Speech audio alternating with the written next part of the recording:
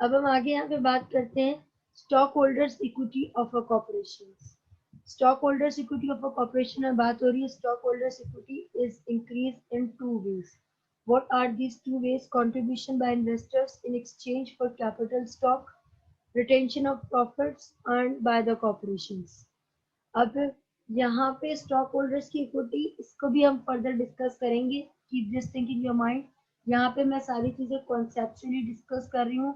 Further मैं calculation के through जब एक्सप्लेन करूंगी तो आपको ये कॉन्सेप्ट समझ आ चुके होंगे, देन ही आप फर्दर एक्सप्लेन कर सकेंगे। Stock holders equity is increased in two ways. किस तरीके से? एक तो फर्दर हम लोग इंक्रीज करें, अपने शेयर दोबारा इशू करें और इन्वेस्टर्स उनको परचेज करें, जिनको हम पेड अप कैपिटल कहते हैं। एक तो हमारी इक्विटी इस तरीके से इंक्रीज होती है। दूसरा पर्सपेक्टिव जो इक्विटी को इंक्रीज करने का है वो है retention of profits earn by the corporation. एक कॉर्पोरेशन जब ड्यूरिंग द ईयर जितना भी प्रॉफिट अर्न करते हैं, तो जितना ज्यादा से ज्यादा प्रॉफिट वो अर्न कर रहे होते हैं, उतना ज्यादा प्रॉफिट वो बिजनेस में रिटेन हो रहा होता है और उसको हम रिटेन अर्निंग कहते हैं। क्लियर?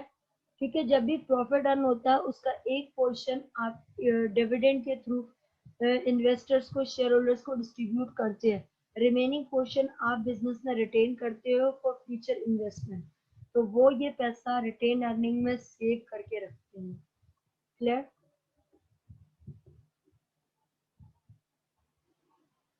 अब यहाँ पे मैं बात कर रही हूँ authorisation and issuance of capital stock. कितना ऑथोराइज कैपिटल है, कितना हमने इशू किया है। तो यहाँ पे बात हो रही है ऑथोराइज्ड शेयर्स की। The maximum number of shares of capital stock that can be sold to the public. Authorised shares के जितने ज्यादा से ज्यादा शेयर्स हम अपने जनरल पब्लिक में सोल्ड कर सकें और ज्यादा से ज्यादा हम लोग पैसा कलेक्ट कर सकें। क्लियर? अब जो यहाँ पे अथोराइज शेयर्स जो हमारे पास पूरा एक ओवल था, उसको डिस्ट्रीब्यूट कर दिया हाफ में कि कितना हमने इशू किया है, कितने हमारे पास अनइशूड शेयर्स है। इशूड शेयर्स की बात करूं, issued shares are authorised shares of stock that has been sold. हमने जितने शेयर्स इशू किए थे वो सारे सोल्ड हो चुके हैं। और इसमें बात हो रही है usually shares are sold through underwriters. Underwriters के थ्रू शेयर्स सोल्ड होते हैं और उनके थ्रू जब हमने शेयर्स सोल्ड आउट कर दिए तो अब उनका पैसा जनरल पब्लिक से हमारे पास कलेक्ट होके आ चुका है। अब हम बात करते हैं अनइशूड शेयर्स की। Unissued shares are authorised shares of stock that never have been sold.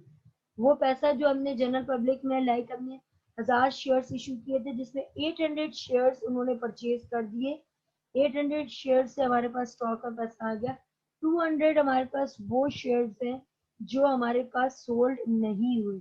Unissued shares that never have been sold, वो हमारे पास अभी भी स्टिल पड़े हुए हैं। क्लियर? फर्दर यहाँ पे बात करते हैं। यहाँ पे जो हमारे पास इशूड शेयर्स हैं उसको फर्दर डिवाइड कर रहे हैं। Issued share is further categorised into two. Outstanding shares. Outstanding shares are the shares issued that are owned by stock holders. Outstanding shares वो शेयर्स हैं जो स्टॉक होल्डर्स ओन करके बैठे हैं, जिन्होंने जनरल पब्लिक से पैसा जिन्होंने कलेक्ट किया है, जो इन्वेस्टर्स हैं हमारे, वो आउटस्टैंडिंग शेयर्स में आते हैं। दूसरा, treasury shares. Treasury shares are issued shares that have been reacquired by the corporation. ये वो शेयर्स होते हैं जो हम वापस परचेज कर लेते हैं, क्योंकि एक सर्टेन टाइम पीरियड आता है हम अपने शेयर्स वापस परचेज कर लेते हैं। जब हम शेयर्स अपने वापस परचेज करते हैं तो उनको ट्रेजरी शेयर्स कहा जाता है। और treasury shares are issued shares that have been reacquired by the corporations, वो वापस परचेज किए जाते हैं। क्लियर? जो रिमेनिंग पोर्शन इस ओवल में है वो अनइशूड शेयर्स का है। इशूड शेयर्स फर्दर डिवाइडेड है टू में, outstanding shares and treasury shares में। आउटस्टैंडिंग शेयर्स वो शेयर्स जो जनरल पब्लिक ने ओन किए हुए हैं। ट्रेजरी शेयर्स जो रीअक्वायर्ड हो गए हैं, कॉर्पोरेशन ने वापस परचेज कर दिए। Clear class?